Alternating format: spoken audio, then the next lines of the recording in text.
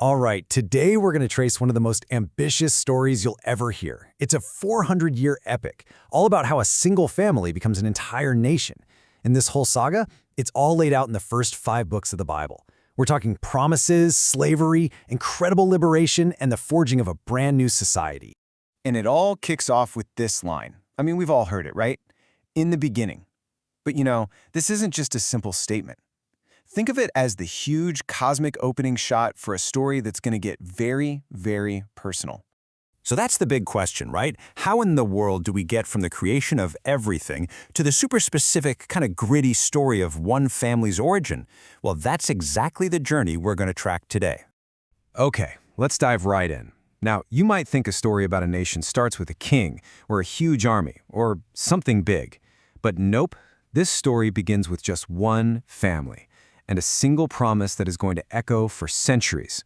So the narrative starts super wide, It covers these huge, universal stories: creation, Noah and the flood, the Tower of Babel. It's like the camera is way, way out. But then it starts to zoom in. It funnels all that cosmic history down until its focus is laser sharp on just one person, a man named Abram, who gets a very specific call. And this promise? This right here is the engine for the entire story. I mean, just think about what's happening. This is basically a founding charter for a nation that doesn't even exist yet. And it's being given to a guy who at the time has no kids and no land to his name. The stakes are huge.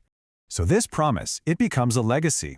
It gets passed down from Abraham to his son, Isaac, and then from Isaac to his son, Jacob. Now, Jacob is a key figure. He's later renamed Israel, and he has 12 sons. And those 12 sons, they become the founding fathers of the 12 tribes that will eventually form the nation. You can see the pieces coming together. Okay, so from here, the family's story takes a really dramatic and honestly a dangerous turn. A massive famine hits the land, and it forces Jacob and his sons to look for help. And where do they go? To the superpower of the ancient world, Egypt. And what happens in Egypt is a total 180, a complete reversal of fortune. At first, they arrive as honored guests, VIPs even. Why? Because their brother Joseph is basically the prime minister of Egypt. They're protected. But generations go by. A new pharaoh comes to power, and he looks at this huge, growing population of Israelites, and he doesn't see a blessing, he sees a threat. And get this number, 600,000. And that's just the men on foot, not even counting women and children. So that first part of the promise, right, to become a great nation, well, it was fulfilled in a huge way. But here's the incredible irony. It's that very success, their sheer numbers, that leads directly to their oppression and enslavement. So this brutal period of slavery, as awful as it was, becomes this crucible where a collective identity is forged. It totally sets the stage for what is, without a doubt, the dramatic centerpiece of their entire origin story, a national liberation against all possible odds. And right out of this crisis, a new leader emerges. And he is a fascinating character. His name is Moses, and he literally has a foot in 2 different worlds. He's an Israelite by birth, but he was raised in the luxury and splendor of Pharaoh's own court. And now he's being called to go back and confront the very empire that made him who he is. His mission? It's simple, it's direct, and it sounds absolutely impossible. Moses has to walk up to the most powerful man on the planet and deliver the command you see here. And just like that, you've got a titanic clash of wills ready to unfold. Of course, Pharaoh says no, and he keeps saying no. So in response, the story describes this series of 10 devastating plagues that just get unleashed on Egypt. And these aren't just annoyances. They are designed to systematically dismantle Egypt's economy, its environment, even its religion. And it all leads to a breaking point for the empire. Finally, they escape. And it's this miraculous scene at the Red Sea where Pharaoh's pursuing army is just swallowed by the waters. Imagine the relief, the shock. What do? These former slaves standing on the other side, they just erupt into song. And you have to understand, this isn't just a happy tune. This is their national declaration of independence. But, being free from something, in this case slavery, that's only half the battle. Now they have to figure out what they're going to be free for. So what do you do with this massive group of refugees in the middle of a desert? They need a structure. They need a shared identity to hold them all together. And they get it at the foot of a remote desert mountain called Sinai. This is where their new national identity gets formalized. It's all structured as a covenant, which is basically a formal binding treaty. It lays out all the terms of their relationship with God and, just as importantly, with each other. It's really, for all intents and purposes, their constitutional convention. And when you look at the laws they receive, the sheer scope is just staggering.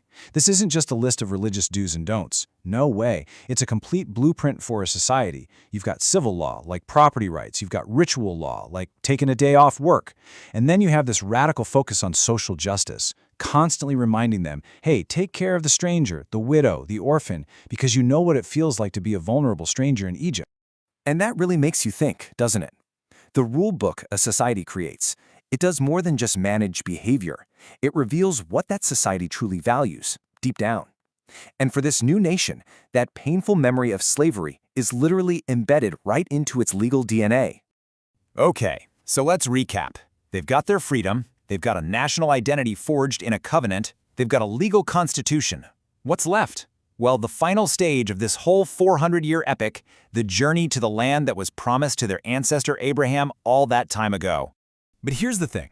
This final leg of the journey isn't a quick sprint to the finish line. Not at all. It ends up being a 40-year trek through the wilderness. Why so long? Well, the idea is that the entire generation that grew up in slavery has to pass away. A new generation, born in freedom, has to be the one to enter the land. It's a long, hard period of testing that really solidifies who they've become. And this quote from Moses' farewell speech, it just perfectly captures their new mindset. He asks, what other nation is so great? But listen to how he defines great. It's not about the size of their army or how much gold they have. Their greatness, he says, is in the justice and the wisdom of their laws. That's their unique gift to the world. So there you have it. After 400 years, the transformation is complete. Think about that arc, from one family to a nation of hundreds of thousands, from honored guests to slaves, from a band of refugees to a people with a constitution and a destiny. Here they are, standing on the brink of their new home. You could say their epic journey is over, but in reality, their story as a nation, it's only just beginning.